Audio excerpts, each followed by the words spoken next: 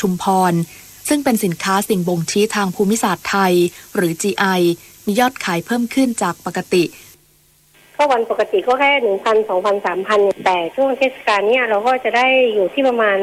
25,000 ค่ะต่อ1วันต่อ1ร้านลูกค้าหรือว่าชาวบ้านทั่วไปที่ว่าผ่านไปมาเนี่ยค่ะคือได้รู้ว่าสิ่งบ่งชี้ทางภูมิศาสตร์ของจังหวัดชุมพรก็คือกล้วยเล็บมือนางเพราะว่าถ้าเราไปปลูกที่อื่นใช่ไหมคะมันจะแตกต่างจากที่ปลูกในถิ่นเดิมอะค่ะส่วนที่จังหวัดสมุทรสงครามลิ้นจี่พันค่อมลำเจียกสินค้า GI ของจังหวัดกำลังให้ผลผลิตออกสู่ตลาดหลังเว้นช่วงออกผลมา3 ปีนายคันฉัตรตันเสถียรผู้ว่าราชการจังหวัดสมุทรสงครามกล่าวว่าช่วงวันหยุดสงกรานต์มีประชาชนและนักท่องเที่ยวเดินทางท่องเที่ยวช่วง7 วันรวมประมาณ 300,000 คนซึ่งนับว่ามากกว่าช่วงวันหยุดสุดสัปดาห์ซึ่งมีประมาณ 70,000 ถึง 80,000 คนโดยตลาดร่มหุบยังเป็นแหล่งท่องเที่ยวยอดนิยมที่นักท่องเที่ยวโดยเฉพาะชาวต่างชาติเข้ามาเที่ยวชมกันมากนอกจากนี้คือตลาดน้ำต่างๆและการเดินทางไหว้พระสักการะสิ่งศักดิ์สิทธิ์นอกจากนี้ในพื้นที่ยังมีสินค้า GI คือส้มโอขาวใหญ่และลิ้นจี่พันค่อมลำเจียกที่กำลังให้ผลผลิตออกสู่ตลาดราคาก็ตกอยู่ประมาณ100 บาทถึง150 บาทครับ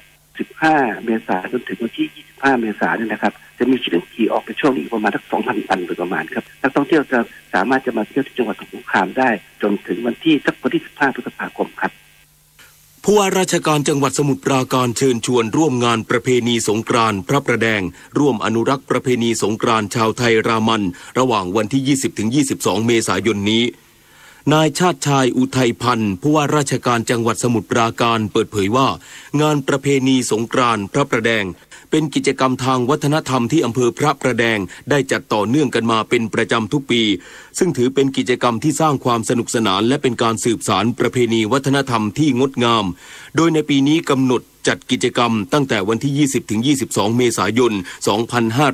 2561 ณ บริเวณที่ว่าการอำเภอพระประแดงชุดแต่งกายไทยรามันที่ผมเรียนไปทั้งหญิงทั้งชายอยู่แล้วมีประเพณีการเล่นซาบ้าซึ่งเป็นประเพณีการเล่นเก่าแก่ของชาวมอญนะครับมีอาหารการกินที่อร่อยนะครับเพราะฉะนั้นงานสงกรานต์พระประแดงจริงๆแล้วก็เป็นคงความเป็นเอกลักษณ์ของไทยมาอยู่ดั้งเดิมอยู่แล้วนะครับแต่ก่อนกระแสที่จะกลับมาแต่งกายชุดไทยย้อนยุคอะไรกันมากมายอย่างเช่นทุกวันนี้เพราะฉะนั้นท่านไปก็จะเห็นบรรยากาศเก่าๆคนจะแต่งกายด้วยชุด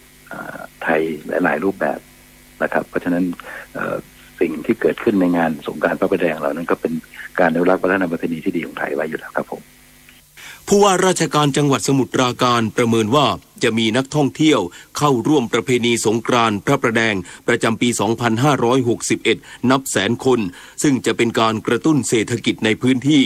ดังนั้นทางจังหวัดสมุทรปราการร่วมกับทุกหน่วยงานเตรียมความพร้อมดูแลความปลอดภัยให้กับนักท่องเที่ยวที่จะกวดขันการจำหน่ายเครื่องดื่มแอลกอฮอล์การจัดเตรียมสถานที่จอดรถทั้งนี้แนะนำให้นักท่องเที่ยวใช้บริการเรือข้ามฝั่งหรือรถโดยสารสาธารณะมายังอำเภอพระประแดงเพื่อความสะดวกและหลีกเลี่ยงการจราจรติดขัดกระทรวงแรงงานย้ำนายจ้างที่จ้างแรงงานต่างด้าวกลุ่มที่ยื่นลงทะเบียนออนไลน์และยื่นเอกสารกับสำนักงานจัดหางานทั้งในกรุงเทพมหานครและต่างจังหวัดรีบไปพิสูจน์สัญชาติและตรวจโรคก่อนเข้าดำเนินการที่ศูนย์ OSS ซึ่งจะเปิดระยะที่2ปลายเดือนนี้นายอนุรักษ์ทศรัตน์อธิบดีกรมการจัดหางานกระทรวงแรงงานกล่าวว่าแรงงานต่างด้าวชาวกัมพูชาลาวและเมียนมาที่ยังไม่ได้ดำเนินการจัดทำทะเบียนประวัติที่ศูนย์บริการแบบเบ็ดเสร็จหรือศูนย์ OSS ภายในวันที่31 มีนาคม 2561 ที่ผ่านมาแต่ได้ลงทะเบียนรายงานตัวขอใช้สิทธิ์ทางระบบออนไลน์หรือยื่นลงรับเอกสารที่สำนักงานจัดหางานจังหวัดสำนักงานจัดหางานกรุงเทพมหานครพื้นที่และที่ศูนย์ OSS ไว้แล้วซึ่งระหว่างที่รอการแจ้งกำหนดวันนัดหมายจากกระทรวงแรงงานเพื่อดำเนินการในระยะต่อไปขอให้เร่งดำเนินการดังนี้ 1. ดำเนินการพิสูจน์สัญชาติ 2. ตรวจลงตราวีซ่าและประทับตราให้อยู่ในราชอาณาจักรที่สำนักงานตรวจคนเข้าเมืองพร้อมทั้งนำแบบทบ1และทต1ไปแสดงเพื่อให้เจ้าหน้าที่สำนักงานตรวจคนเข้าเมืองลงลายมือชื่อในแบบทต1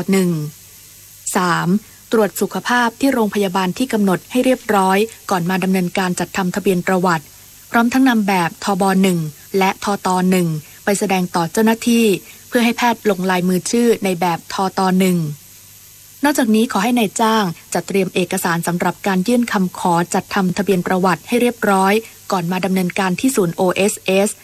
เอกสารประกอบด้วยแบบทะเบียนประวัติของแรงงานต่างด้าวแบบทะเบียนประวัติผู้ติดตามและเอกสารประกอบอื่นๆสำหรับยอดตัวเลขแรงงานต่างด้าวชาวกัมพูชาลาวและเมียนมากลุ่มที่จะต้องไปดำเนินการที่ศูนย์ OSS ระยะที่2ให้แล้วเสร็จภายในวันที่30มิถุนายน2561มีจำนวนทั้งสิ้น 479,299 คนในจำนวนนี้มีแรงงานต่างด้าวที่ต้องไปพิสูจน์สัญชาติจำนวน 179,227 คนหากมีข้อสงสัยสอบถามรายละเอียดเพิ่มเติมได้ที่สายด่วนกระทรวงแรงงาน1506กด2การปฏิบัติการฝนหลวงเมื่อวานนี้ของ7หน่วยปฏิบัติการเพื่อเพิ่มปริมาณน้ำในพื้นที่การเกษตรเพิ่มความชุ่มชื้นในพื้นที่ป่าไม้ยับยั้งการเกิดลูกเห็บรวมทั้งเพิ่มปริมาณน้ำเก็บกักเขื่อนทำให้มีฝนตกเล็กน้อยถึงปานกลางในพื้นที่เป้าหมายทั้ง7หน่วยประกอบด้วยหน่วยปฏิบัติการฝนหลวงจังหวัดเชียงใหม่มีฝนตกเล็กน้อยในพื้นที่แม่แจ่มจอมทองและแม่ออนหน่วยปฏิบัติการฝนหลวงจังหวัดพิษณุโลกทำให้มีฝนตกเล็กน้อยถึงปานกลางบริเวณจังหวัดตากและลำพูนหน่วยปฏิบัติการฝนหลวงจังหวัดกาญจนบุรีทำให้มีฝนตกเล็กน้อยถึงปานกลางบริเวณพื้นที่ศรีสวัสดิ์ทองผาภูมิสังขละบุรีพื้นที่ลุ่มรับน้ำเขื่อนศรีนครินทร์หน่วยปฏิบัติการฝนหลวงจังหวัดลพบุรีทำให้มีฝนตกเล็กน้อยถึงปานกลางในพื้นที่โคกเจริญหน่วยปฏิบัติการฝนหลวงจังหวัดนครราชสีมาทำให้มีฝนตกเล็กน้อยถึงปานกลางบริเวณจังหวัดสุรินทร์นครราชสีมาและพื้นที่ลุ่มรับน้ำเขื่อนลำตะคองหน่วยปฏิบัติการฝนหลวงจังหวัดจันทบุรีทำให้มีฝนตกเล็กน้อยถึงปานกลางบริเวณจังหวัดสระแก้วและหน่วยปฏิบัติการฝนหลวงอำเภอหัวหินจังหวัดประจวบคีรีขันธ์ทำให้มีฝนตกเล็กน้อยบริเวณจังหวัดเพชรบุรีพื้นที่ลุ่มรับน้ำเขื่อนแก่งกระจานและเขื่อนปราณบุรีกสทช.เรียกโอเปอเรเตอร์ทุกรายเข้าชี้แจงกรณีมีข่าว SMS ดูดเงินประชาชนผู้ใช้บริการในวันนี้นายถากร ตันทสิทธิ์เลขาธิการคณะกรรมการกิจการกระจายเสียงกิจการโทรทัศน์และกิจการโทรคมนาคมแห่งชาติหรือกสทช.กล่าวว่ากสทช.เรียกผู้ประกอบการโทรศัพท์เคลื่อนที่ทุกรายเข้าชี้แจงกรณีที่มีข่าว SMS ดูดเงินประชาชนผู้ใช้บริการในเวลาประมาณ 10:30 นาทีหลังจากเรียกผู้แทนผู้ให้บริการค่ายหนึ่งเข้าชี้แจงกรณีที่ปรากฏข่าวบนเว็บไซต์ว่าทำข้อมูลบัตรประชาชนลูกค้ารั่วไหลจำนวนมากไปแล้วเนื่องจากกรณี SMS ดูดเงินประชาชนเป็นปัญหาที่กสทช.ให้ความสำคัญที่ทำให้ประชาชนผู้ใช้บริการต้องเสียเงินโดยไม่ได้สมัครใจซึ่งโอเปอเรเตอร์ต้องชี้แจงข้อมูลว่าเกิดอะไรขึ้นและจะแก้ปัญหาอย่างไรเพื่อไม่ให้เกิดปัญหาเช่นนี้อีกวันนี้สถานีวิทยุกระจายเสียงแห่งประเทศไทยเป็นแม่ข่ายให้สถานีวิทยุกระจายเสียงแห่งประเทศไทยในส่วนภูมิภาคของกรมประชาสัมพันธ์ถ่ายทอดเสียงการแถลงข้อมูลการดำเนินงานลดอุบัติเหตุทางถนนช่วงเทศกาลสงกรานต์ 2561 ประจำวันจากกรมป้องกันและบรรเทาสาธารณภัยในเวลา 10:30 นาทีถึง 12:00 น.ทางความถี่ 819 กิโลเฮิรตซ์ในระบบ AMต่อจากนี้ไปขอเชิญรับฟังไทยคู่ฟ้าครับรัฐบาลเห็นชอบโครงการประกันภัยข้าวนาปีการผลิต 2561 เพื่อสนับสนุนให้เกษตรกรสร้างหลักประกันให้แก่พืชผลทางการเกษตรลดผลกระทบจากความแปรปรวนของสภาพอากาศโดยมีอัตราค่าเบี้ยประกันภัยเพียง 97.37 สตางค์ต่อไร่รัฐบาลอุดหนุนให้ 61.37 สตางค์ต่อไร่โดยเกษตรกรจะได้รับวงเงินคุ้มครอง 1,260 บาทต่อไร่หากประสบภัยธรรมชาติ6ประเภทคือน้ำท่วมหรือฝนตกหนักภัยแล้งฝนแล้งหรือฝนทิ้งช่วงลมพายุหรือพายุใต้ฝุ่นอากาศหนาวหรือน้ำค้างแข็งลูกเห็บและไฟไหม้ส่วนภัยจากศัตรูพืชหรือโรคระบาดจะได้รับความคุ้มครอง630 บาทต่อไร่ทางนี้ผู้ที่สนใจสามารถซื้อประกันผ่านธกส.ได้ตั้งแต่บัดนี้ถึง30 มิถุนายน 2561 สำหรับพื้นที่ภาคใต้ซึ่งเริ่มฤดูกาลเพาะปลูกช้ากว่าสามารถซื้อได้ถึง15ธันวาคม2561ครับร่วมเดินหน้าประเทศไทยกับสำนักโฆษกสำนักเลขาธิการนายกรัฐมนตรีการดำรงชีวิตที่ดี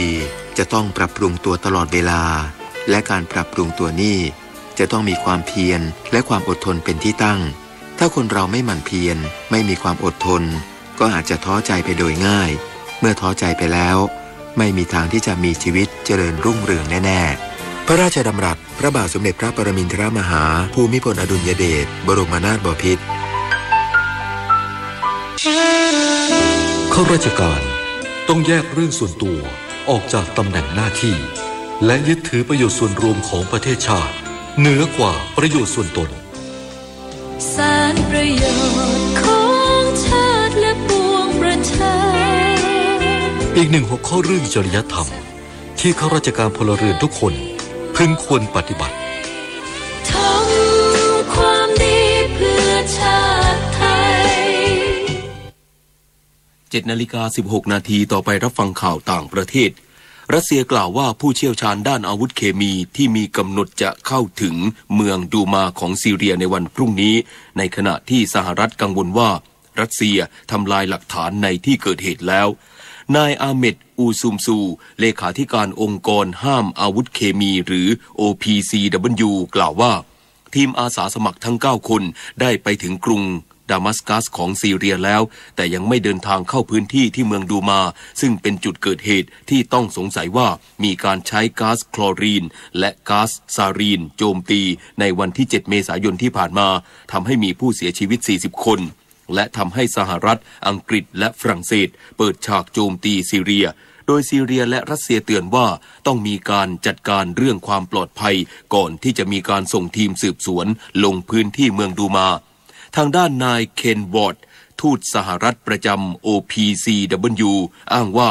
รัสเซียได้เข้าถึงพื้นที่แล้วและอาจจะทำลายหลักฐานในที่เกิดเหตุแล้วเพื่อยับยั้งการทำงานของทีมสืบสวนข้อเท็จจริง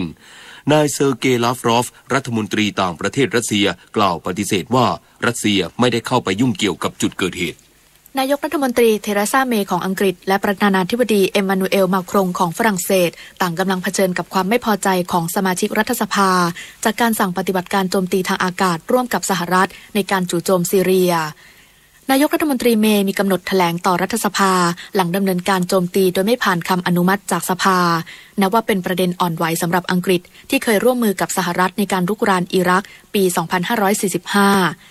นายเจเรมีคอร์บินผู้นำพรรคฝ่ายค้านกล่าวว่าการสั่งโจมตีเป็นที่น่ากังขาและเรียกร้องให้มีการร่างกฎหมายใหม่เพื่อไม่ให้รัฐบาลดำเนินการโจมตีโดยไม่มีคำอนุมัติจากสภาด้านฝรั่งเศสนายมาครงถูกโจมตีจากพรรคฝ่ายค้านและฝ่ายขวาว่าโจมตีซีเรียโดยไม่ปรึกษาสภาแต่นายมาครงยืนกรานว่าเป็นการกระทำที่ถูกต้องตามกฎหมายระหว่างประเทศจากมติสหประชาชาติปี 2556 ต่อไปรับฟังข่าวกีฬาค่ะตามที่ประเทศไทยเป็นเจ้าภาพจากการประชุมสมัชชาสหพันธ์กีฬานานาชาติหรือสปอร์ตแอคคอร์ดที่โรงแรมเซนทรัลแกรนด์แอทเซนเทอร์เวิลด์ขณะนี้ผู้แทนจากสมาคมและสมาพันธ์กีฬาต่างๆทั่วโลกได้เดินทางมาถึงประเทศไทยแล้วโดยนายโทมัสบาร์กประธานคณะกรรมการโอลิมปิกสากลหรือ IOC ได้เดินทางมาถึงประเทศไทยและในช่วงบ่ายได้เดินทางไปให้กำลังใจนักกีฬาทีมชาติไทยทั้งวอลเลย์บอลฟุตซอลเทควันโดโปโลน้ำมวยสากลสมัครเล่นคาราเต้โดและแบดมินตันรวมทั้งได้เยี่ยมชมศูนย์วิทยาศาสตร์การกีฬาของการกีฬาแห่งประเทศไทยพร้อมทั้งได้มีโอกาสพูดคุยกับนักกีฬาไทยที่เตรียมตัวสำหรับการแข่งขันเอเชียนเกมส์โดยประธานคณะกรรมการโอลิมปิกสากลกล่าวว่ายินดีที่ได้เยี่ยมชมการฝึกซ้อมของนักกีฬาไทยโดยเฉพาะนักกีฬาในระดับเยาวชนที่จะเติบโตเป็นกำลังสำคัญของวงการกีฬาไทยในอนาคตและเชื่อมั่นว่านักกีฬาไทยจะประสบความสำเร็จในการแข่งขันโอลิมปิกเกมส์ปี 2020 ที่กรุงโตเกียวในประเทศญี่ปุ่นและในโอกาสนี้จะได้พูดคุยกับผู้นำของวงการกีฬาของไทยในการที่ประเทศไทยจะเสนอตัวขอเป็นเจ้าภาพจัดการแข่งขันยูสโอลิมปิกเกมส์ครั้งที่5ในปี 2026 และในวันนี้ประธานคณะกรรมการโอลิมปิกสากลจะเข้าร่วมประชุมสปอร์ตแอคคอร์ดก่อนที่จะเข้าพบพลเอกประยุทธ์จันทร์โอชานายกรัฐมนตรีที่ทำเนียบรัฐบาลและเข้าร่วมพิธีเปิดอย่างเป็นทางการที่หอประชุมกองทัพเรือโดยมีนายกรัฐมนตรีเป็นประธานส่วนพลเอกเดชาเหมกระศรีนายกสมาคมกีฬาจักรยานแห่งประเทศไทยได้ต้อนรับนายดาวิดหลับประเตียงประธานสหพันธ์จักรยานนานาชาติที่เข้าร่วมประชุมสปอร์ตแอคคอร์ดโดยประธานสหพันธ์จักรยานนานาชาติกล่าวว่าทั้งสหพันธ์ยินดีที่จะให้ความร่วมมือกับสมาคมกีฬาจักรยานแห่งประเทศไทยในการที่จะพัฒนากีฬาจักรยานในทุกประเภทโดยเฉพาะการสนับสนุนให้มีการสร้างเวโลโดมแห่งใหม่ภายในการกีฬาแห่งประเทศไทยรวมถึงศูนย์ฝึกจักรยาน BMX ที่ได้มาตรฐานโดยประธานสหพันธ์จักรยานนานาชาติได้ชื่นชมวงการจักรยานของไทยที่มีพัฒนาการที่ดีขึ้นในทุกด้านและจะร่วมมือทำงานกับสหพันธ์อย่างต่อเนื่องโดยเฉพาะอย่างยิ่งการพัฒนานักกีฬาจักรยานเยาวชนของไทยให้ได้สิทธิ์เข้าร่วมการแข่งขันในระดับนานาชาติและการพัฒนาส่งเสริมให้ประเทศไทยเป็นศูนย์กลางการฝึกจักรยานในภูมิภาคเอเชียส่วนความเคลื่อนไหวของทีมฟุตบอลหญิงทีมชาติไทยที่มีโปรแกรมจะลงแข่งขันฟุตบอลหญิงชิงชนะเลิศแห่งเอเชียรอบรองชนะเลิศโดยจะพบกับออสเตรเลียทีมอันดับที่1ของทวีปเอเชียในคืนวันนี้ฤทัย สะทองเวียนหัวหน้าผู้ฝึกสอนนักฟุตบอลหญิงทีมชาติไทยกล่าวว่าขณะนี้นักฟุตบอลหญิงของไทยทุกคนกำลังใจดีและนักฟุตบอลหญิงของไทยทุกคนรู้ดีว่าการแข่งขันในครั้งนี้เป็นการแข่งขันในนามทีมชาติไทยไม่ใช่เฉพาะนักกีฬาคนใดคนหนึ่งทุกคนจึงมีความมุ่งมั่นอย่างเต็มที่ที่จะสร้างชื่อเสียงให้ดีที่สุดในการแข่งขันคืนนี้สมภพจันทร์ฝากสถานีวิทยุกระจายเสียงแห่งประเทศไทยรายงานครับต่อไปเป็นพยากรณ์อากาศประกาศกรมอุตุนิยมวิทยาเรื่องพายุฤดูร้อนบริเวณประเทศไทยตอนบนฉบับที่16บริเวณภาคเหนือภาคตะวันออกเฉียงเหนือภาคตะวันออกภาคกลางรวมทั้งกรุงเทพมหานครและปริมณฑลจะเกิดพายุฤดูร้อนขึ้นโดยมีลักษณะของพายุฝนฟ้าคะนองลมกระโชกแรงกับมีฟ้าผ่าและลูกเห็บตกบางพื้นที่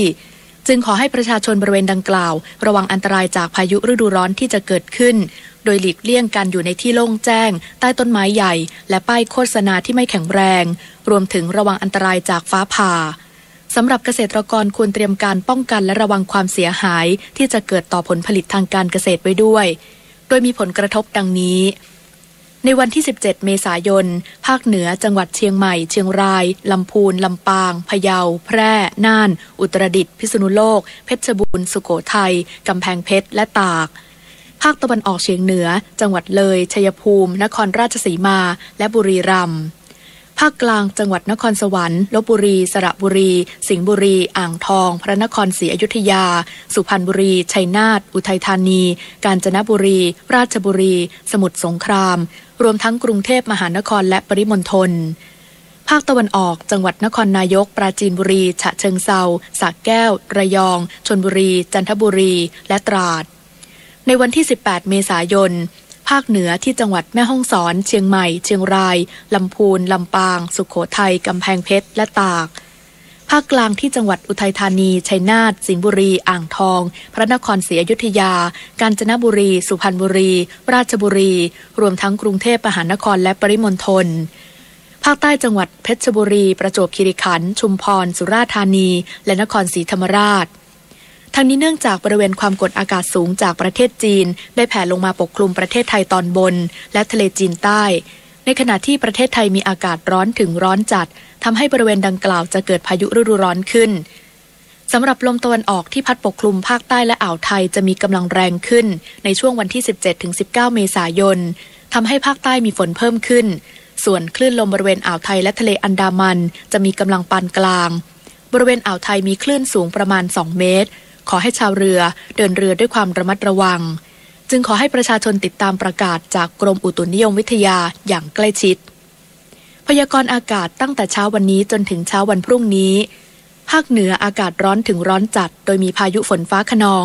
60%ของพื้นที่กับมีลมกระโชกแรงและมีลูกเห็บตกบางแห่งภาคตะวันออกเฉียงเหนือมีเมฆเป็นส่วนมากโดยมีฝนฟ้าคะนอง30%ของพื้นที่กับมีลมกระโชกแรงบางแห่ง